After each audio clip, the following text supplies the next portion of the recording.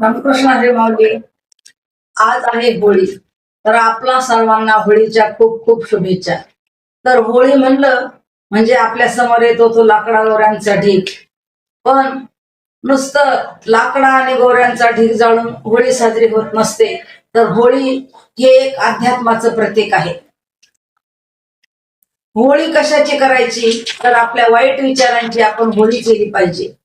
त्याचप्रमाणे आपल्या ठिकाणी असणारे जे षड्रिपू आहेत, काम, क्रोध, लोभ, मोह, मद आणि एकमेकांविषयी असणारा मत्सर, याची आपण होळी केली पाहिजे.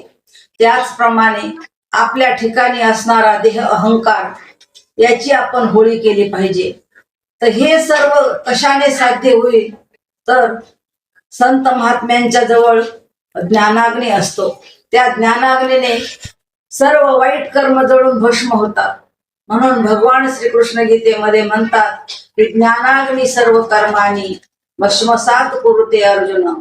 म्हणून संत महात्म्यांचे जे विचार आहेत ते आपण आत्मसात केले तर खऱ्या अर्थाने आपल्या जीवनात होळी साजरी होईल. कारण विचारा वाचून न पविजे समाधान. आणि संत ज्ञानेश्वर महाराज आपल्या ज्ञानेश्वरीमध्ये म्हणतात की हा विचारुनी अहंकार सांडीजे, मग असतीच वस्तू होईजे.